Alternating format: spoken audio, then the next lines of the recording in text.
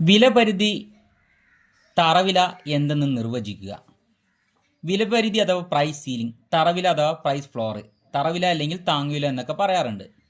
എക്സാമിന് 5 മാർക്കിനോ അല്ലെങ്കിൽ 3 മാർക്കിനോ ആവർത്തിച്ച് ചോദിക്കുന്ന ഒരു ചോദ്യമാണ്. 3 മാർക്കിനാണെങ്കിൽ ചിലപ്പോൾ ഇതിൽ ഏതെങ്കിലും ഒന്നായിരിക്കും ചോദിക്കുക. എന്നാൽ 5 മാർക്കിനാണെങ്കിൽ ഇത് രണ്ടും നിങ്ങൾ എഴുതേണ്ടതായിട്ട് വരും. എന്താണ് വിലപരിധി അല്ലെങ്കിൽ എന്താണ് തറവില അല്ലെങ്കിൽ താങ്ങുവില? പബ്ലിക് എക്സാമിന് കൂടുതൽ കണ്ടുവരാറുള്ള ഒരു ക്വസ്റ്റ്യനാണിത്. ഒന്നാമത്തെ വിലപരിധി അഥവാ പ്രൈസ് സീലിംഗ്. ഇവിടെ ഗവൺമെൻറ് കമ്പോളത്തിൽ അല്ലെങ്കിൽ ജനങ്ങൾക്കിടയിൽ ഇടപെടുകയാണ് ചെയ്യുക. ഗവൺമെൻറ് കമ്പോളത്തിൽ ഇടപെടുകയും സമ്പദ് വ്യവസ്ഥയിൽ എന്തെങ്കിലും പ്രശ്നങ്ങൾ ഉണ്ടാകുന്ന സമയത്താണ് ആര് ഇടപെടുക? ഗവൺമെൻറ് ഇടപെടുക. എന്നിട്ട് അത് നല്ല രീതിയിൽ മുന്നോട്ട് കൊണ്ടുപോകാൻ വേണ്ടി, അത് ക്ലിയർ ചെയ്യാൻ വേണ്ടി ആര് ശ്രമിക്കാറുണ്ട്? ഗവൺമെൻറ് ശ്രമിക്കാറുണ്ട്. അപ്പം അതിൻ്റെ ഭാഗമായിട്ടാണ് ഒന്നാമത്തെ വിലപരിധി അഥവാ പ്രൈസ് സീലിംഗ് എന്ന് പറയുന്നത്. ഉപഭോക്താക്കളുടെ താല്പര്യം സംരക്ഷിക്കാൻ വേണ്ടി സാധനങ്ങൾക്കും സേവനങ്ങൾക്കും ഗവൺമെൻറ് നിശ്ചയിക്കുന്ന പരമാവധി വിലയാണ് വിലപരിധി. അതായത് ജനങ്ങളുടെ അല്ലെങ്കിൽ ഉപഭോക്താക്കളുടെ താല്പര്യം സംരക്ഷിക്കാൻ വേണ്ടി സാധനങ്ങൾക്കും സേവനങ്ങൾക്കും ഗവൺമെൻറ് നിശ്ചയിക്കുന്ന ഒരു പരമാവധി വിലയാണ് എന്തെന്ന് പറഞ്ഞു കഴിഞ്ഞാൽ വിലപരിധി അഥവാ പ്രൈസ് സീലിംഗ് എന്ന് പറഞ്ഞാൽ. ഇപ്പോൾ കമ്പോളത്തിലുള്ള വിലയ്ക്ക് എല്ലാ ജനങ്ങൾക്കും സാധനങ്ങളും സേവനങ്ങളും വാങ്ങാൻ കഴിയണമെന്നില്ല. പ്രധാനമായിട്ട് സാധനങ്ങൾ. പാവപ്പെട്ട ജനങ്ങൾ നമ്മുടെ നാട്ടിൽ ഒരുപാട് ആൾക്കാർ കാണപ്പെടുന്നുണ്ടല്ലേ, പട്ടിണിയും ദാരിദ്ര്യമായിട്ട് ജീവിക്കുന്ന ആളുകൾ. ഇവർക്ക് അത്യാവശ്യം വേണ്ട സാധനങ്ങൾ പോലും കടയിൽ പോയി വാങ്ങാൻ സാധിക്കാത്തൊരവസ്ഥ വരും, അല്ലെങ്കിൽ അവർക്ക് വരുമാനമില്ല. അങ്ങനെ ആകുമ്പോൾ ഗവൺമെൻറ് അവർക്കിടയിൽ ഇടപെടുകയും അവർക്ക് ഒരുപാട് ആനുകൂല്യങ്ങൾ കൊടുക്കാറുമുണ്ട്. ഗവൺമെൻറ് ആനുകൂല്യം കൊടുക്കുമ്പം നമ്മുടെ രാജ്യത്തുള്ള ജനങ്ങളെ ആരും അങ്ങനെ ഒഴിവാക്കാറില്ല. എന്നാൽ അവിടെ എന്ത് ചെയ്യേണ്ടത്? പാവപ്പെട്ടവനെന്നും പണക്കാരെന്നുള്ള രീതിയിൽ രണ്ട് കാറ്റഗറി തരംതിരിച്ചിട്ടുണ്ട്. APL എന്നും BPL എന്നും. Above poverty line and below poverty line.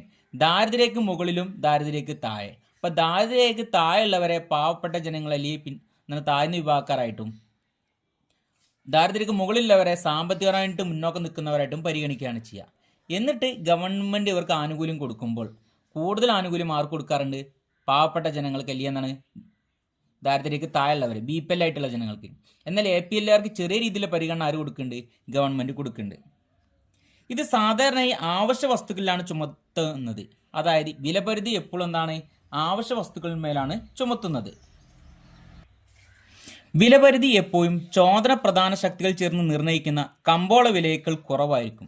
ഇപ്പോൾ കമ്പോളത്തിൽ ഒരു നിശ്ചിത വില ഉണ്ടായിരിക്കും അല്ലേ? അവിടുത്തെ വിലയും അവിടുത്തെ എന്താണ് അല്ലെങ്കിൽ ഡിമാൻഡ് സപ്ലൈയും കൂടി തീരുമാനിച്ചൊരു വില തീരുമാനിച്ചിട്ടുണ്ടാകുമ്പോൾ ആ വിലയ്ക്ക് ഒരിക്കലും പാവപ്പെട്ട ജനങ്ങൾക്ക് സാധനങ്ങൾ വാങ്ങാൻ സാധിക്കില്ല.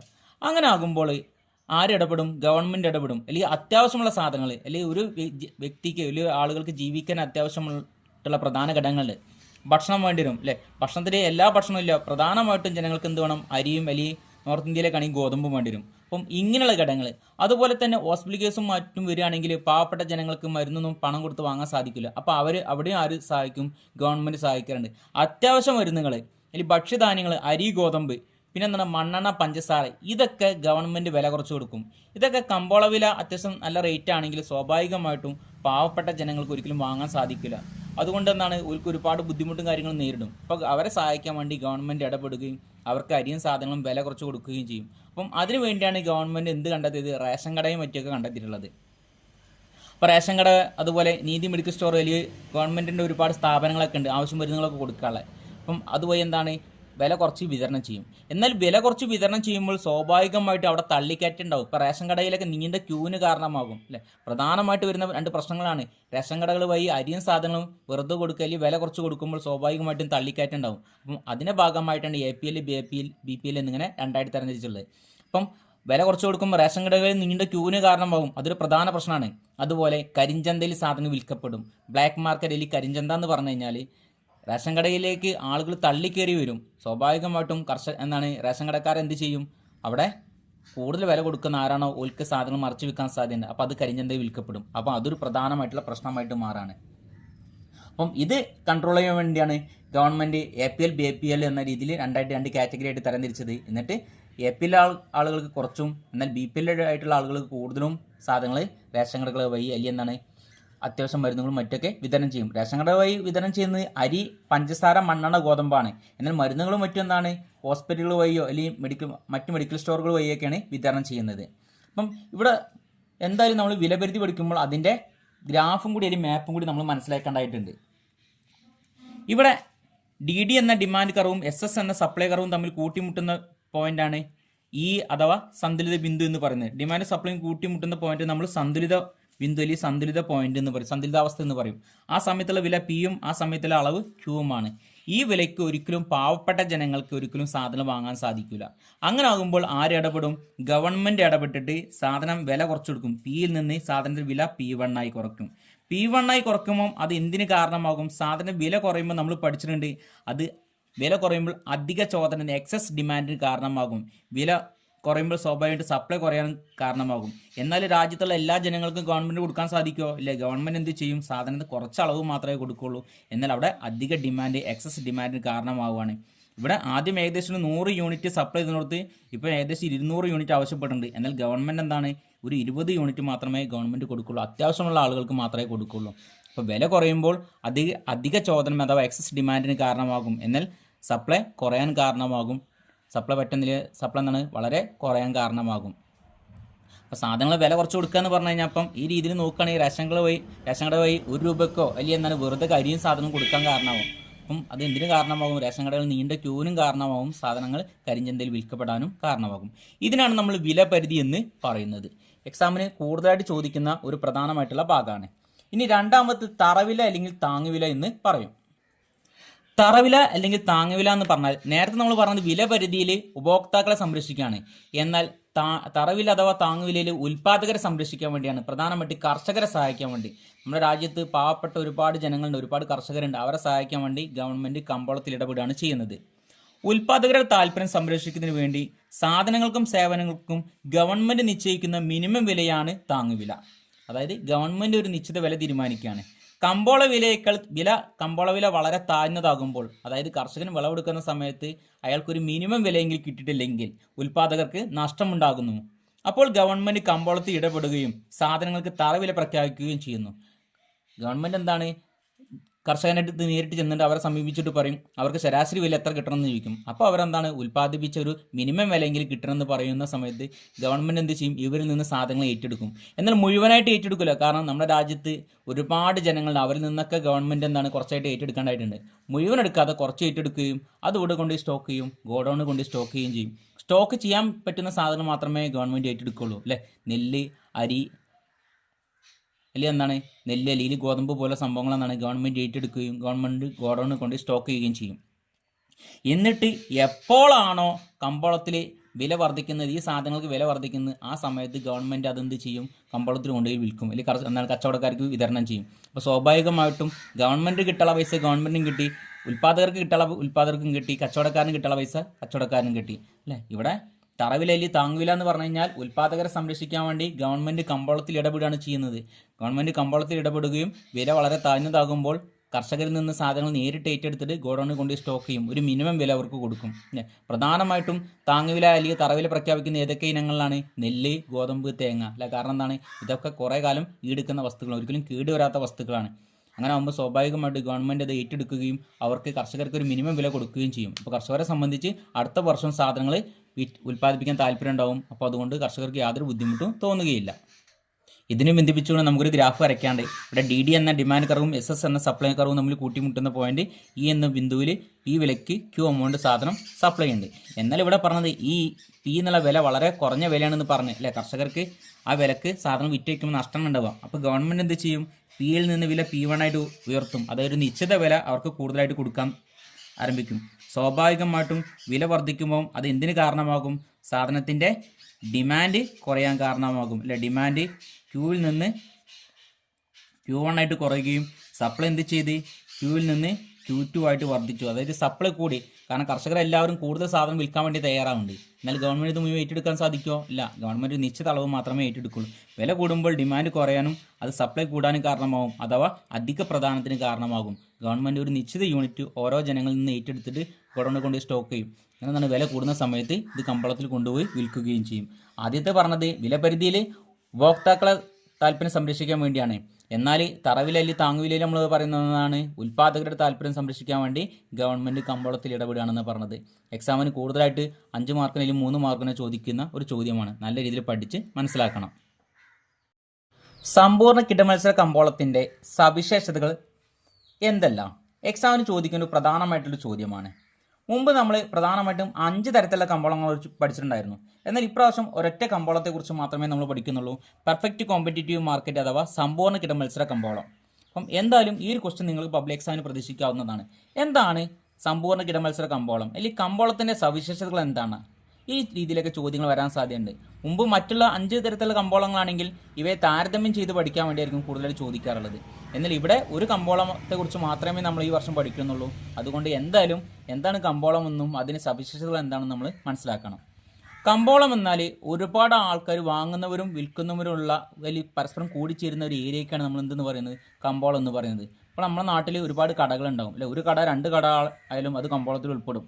എന്നാൽ നമ്മൾ വലിയ വലിയ അങ്ങാടിയിലേക്ക് ഇറങ്ങുന്ന ഒരുപാട് കടകൾ നമുക്ക് കാണാൻ സാധിക്കും. അതും എന്ത് തന്നെയാണ്, കമ്പോളം തന്നെയാണ് അല്ലെ. ചെറിയ കടകൾ മുതൽ വലിയ വലിയ മാർക്കറ്റുകൾ വരെയുള്ളതിനൊക്കെ നമ്മൾ കമ്പോളം എന്ന് വിളിക്കും.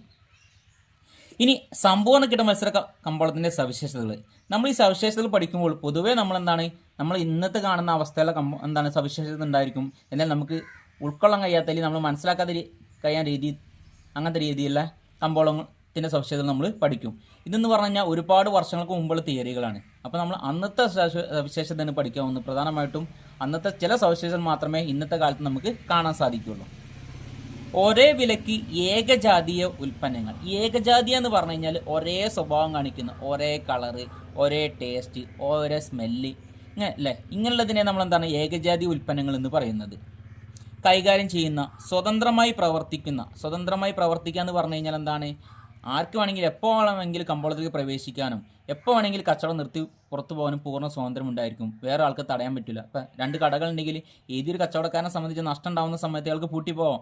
മറ്റൊരാൾക്ക് വന്നാട് ഇപ്പോൾ പൂട്ടിപ്പോകാൻ പറ്റില്ല, നഷ്ടം സഹിക്കണം എന്നൊന്നും പറയാൻ പറ്റില്ല. കാരണം എന്താണ്, എപ്പോൾ വേണമെങ്കിലും കച്ചവടം നിർത്തിപ്പോകാനും വലിയ എന്താണ്, എപ്പോൾ വേണമെങ്കിലും പുതിയ ആൾക്ക് ആളെ വന്ന് സ്ഥാപനം ഇടാനും പൂർണ്ണ സ്വാതന്ത്ര്യം ഉണ്ടായിരിക്കും.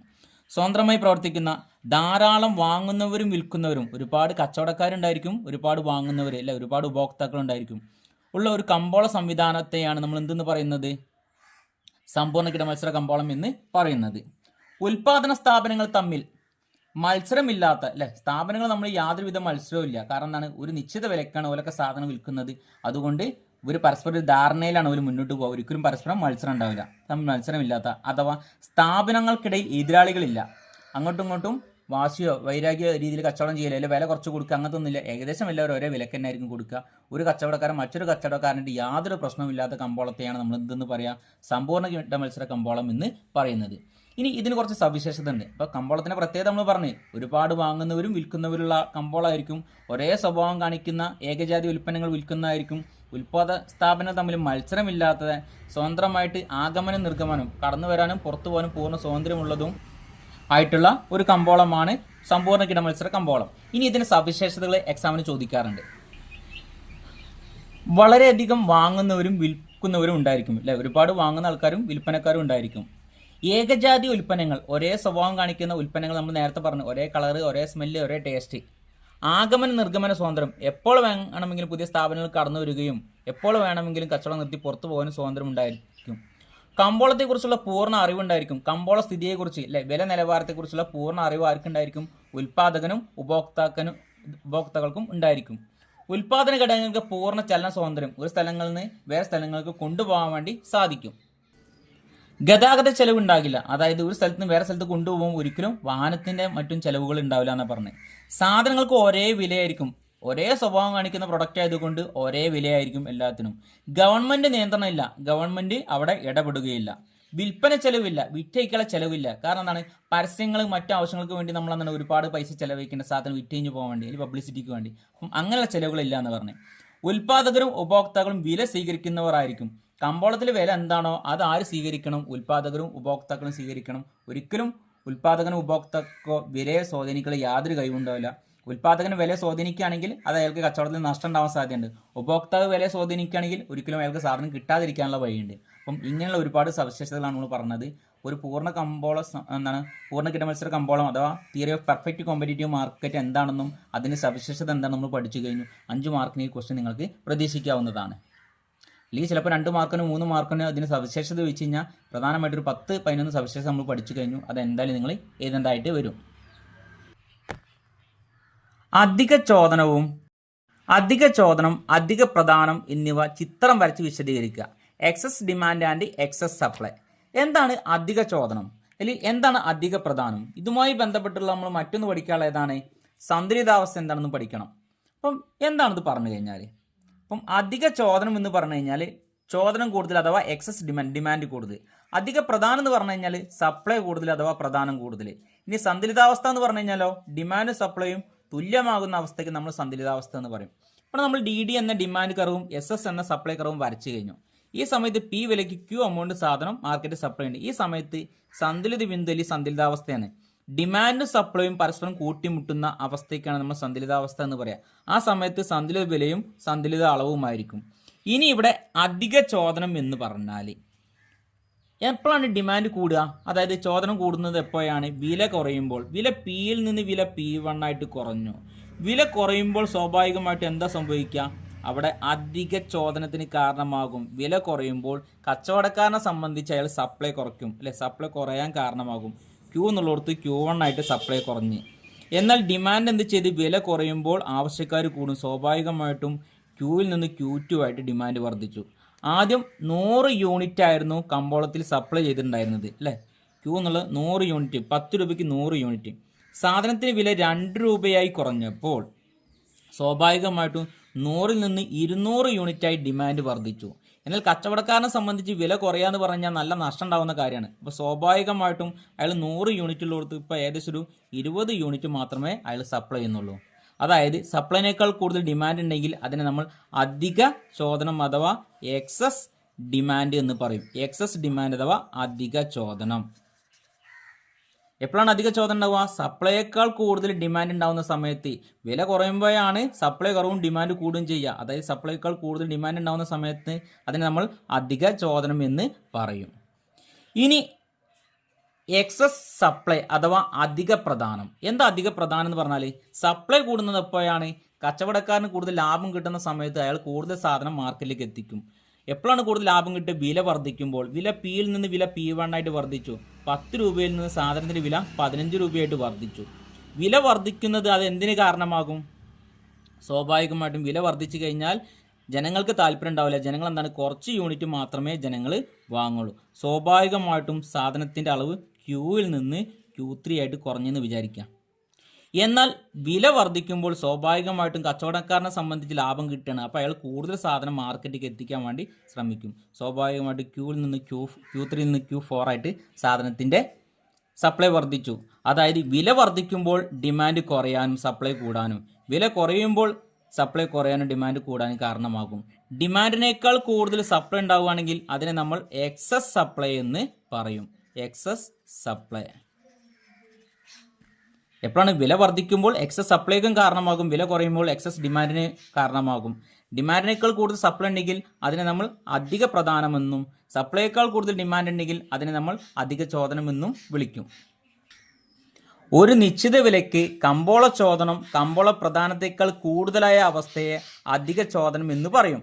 അതായത് ഒരു നിശ്ചിത വിലയ്ക്ക് കമ്പോള ചോദനം കമ്പോള പ്രധാനത്തേക്കാൾ ഡിമാൻഡിനേക്കാൾ കൂടുതൽ സപ്ലൈ ഉണ്ടാവുകയാണെങ്കിൽ അതിനെ സപ്ലൈയേക്കാൾ കൂടുതൽ ഡിമാൻഡ് ഉണ്ടാവുകയാണെങ്കിൽ അതിനെ നമ്മൾ അധിക ചോദനം എന്ന് വിളിക്കും. ഒരു നിശ്ചിത വിലയ്ക്ക് കമ്പോള പ്രധാനം കമ്പോള ചോദനത്തേക്കാൾ കൂടുതലായ അവസ്ഥയെ, അതായത് ഡിമാൻഡിനേക്കാൾ കൂടുതൽ സപ്ലൈ ഉണ്ടെങ്കിൽ അതിനെ നമ്മൾ അധിക പ്രധാനം അഥവാ എക്സസ് സപ്ലൈ എന്ന് വിളിക്കും. അപ്പോൾ എല്ലാവർക്കും മനസ്സിലായിട്ടുണ്ടായിരിക്കും. ഒരു നിശ്ചിത വിലയ്ക്ക് കമ്പോള പ്രധാനം കമ്പോള ചോദനത്തേക്കാൾ കൂടുതലായ അവസ്ഥയെ അധിക പ്രധാനം എന്ന് പറയുന്നു.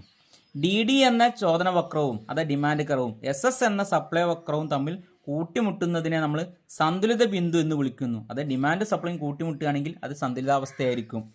അപ്പോഴത്തെ വിലയെ സന്തുലിത വിലയെന്നും ആ സമയത്തുണ്ടാകുന്ന അളവിനെ സന്തുലിത അളവ് എന്ന് വിളിക്കും. ഇതിനാണ് നമ്മൾ സന്തുലിതാവസ്ഥ എന്ന് പറയുന്നത്. എക്സാമിന് ഒരു ക്വസ്റ്റ്യൻ വന്നു കഴിഞ്ഞാൽ നല്ല രീതിയിൽ എഴുതാൻ വേണ്ടി ശ്രമിക്കുക. 2 മാർക്കിനും 3 മാർക്കിനൊക്കെയാണ് ഇത് കൂടുതലായിട്ടും കണ്ടുവരാറുള്ളത്. അതുപോലെ എക്സാമിന് ചോദിക്കാറുള്ള ഒരു പ്രധാനമായിട്ടുള്ള ഭാഗമാണ് പ്രധാനത്തിൻ്റെ അളവുകൾ. പണപ്രധാനത്തിൻ്റെ അളവുകൾ. മണി സപ്ലൈ 4 അളവുകളുണ്ട്. എക്സാമിന് കൂടുതലായിട്ട് 4 മാർക്ക് ചോദ്യം വരും. M1, M2, M3, M4 എന്നിങ്ങനെ 4ആയിട്ട് തരംതിരിച്ചിട്ടുണ്ട്. M1, M2, M3, M4. M1, M2 narrow മണി എന്ന് പറയും, സങ്കുചിത പണം എന്നും. M3, M4 ആണെങ്കിൽ ബ്രോഡ് മണി അല്ലെങ്കിൽ വിശാല പണം എന്ന് പറയും. അപ്പം M1 = CU + DD. ജനങ്ങൾ കയ്യിലുള്ള പൈസയും ജനങ്ങൾ കിട്ടാൻ ആഗ്രഹിക്കുന്ന പൈസയൊക്കെയാണ് നമ്മൾ DD എന്ന് പറയാം. അപ്പോൾ M1 എന്ന് പറഞ്ഞു കഴിഞ്ഞാൽ ജനങ്ങളെ കയ്യിലുള്ള പൈസയും ജനങ്ങൾ കിട്ടാൻ ആഗ്രഹിക്കുന്ന അല്ലെങ്കിൽ ഡിമാൻഡ് ഡെപ്പോസിറ്റുമാണ്. M2 എന്ന് പറഞ്ഞാൽ M1 plus post office savings ബാങ്കിലെ സേവിംഗ് ഡെപ്പോസിറ്റുകൾ. M1 എന്താണ് CU പ്ലസ് DD അതുപോലെ പോസ്റ്റ് ഓഫീസ് സേവിങ്സ് ബാങ്കിലെ സേവിംഗ് ഡെപ്പോസിറ്റുകൾ കൂടി ചേർന്നാണ് M2 എന്ന് പറയുന്നത്. M3 എന്ന് പറഞ്ഞു കഴിഞ്ഞാൽ M1 പ്ലസ് വാണിജ്യ ബാങ്കുകളുടെ അറ്റ് എ ടൈം ഡെപ്പോസിറ്റുകൾ അല്ലെ, വാണിജ്യ ബാങ്കുകളും മറ്റുണ്ടാകുന്ന അറ്റ് എ ടൈം ഡെപ്പോസിറ്റുകളാണ്. M4 എന്ന് പറഞ്ഞു കഴിഞ്ഞാൽ M3 പ്ലസ് മൊത്തം പോസ്റ്റ് ഓഫീസ് സേവിംഗ് ഡെപ്പോസിറ്റുകൾ. അതായത് ദേശീയ സമ്പാദ്യ പദ്ധതികളൊന്നും ഇതിൽ ഉൾക്കൊള്ളൂല, ബാക്കിയുള്ളതൊക്കെ കൂടി ചേർന്നതിന് നമ്മൾ എന്തെന്ന് പറയാം ഇവിടെ പറയുന്നത്. അതായത് M3 പ്ലസ് മൊത്തം പോസ്റ്റ് ഓഫീസ് ആൻഡ് സേവിങ്സ് ഡെപ്പോസിറ്റുകൾ. എക്സാമിന് ആവർത്തി ചോദിക്കുന്ന 4 മാർക്കിന് ചോദ്യമാണ്. നല്ല രീതിയിൽ പഠിച്ച് പോയി എഴുതാൻ വേണ്ടി ശ്രമിക്കണം. ഈ ക്വസ്റ്റ്യൻ എന്തായാലും നിങ്ങൾക്ക് പ്രതീക്ഷിക്കാവുന്നതാണ്.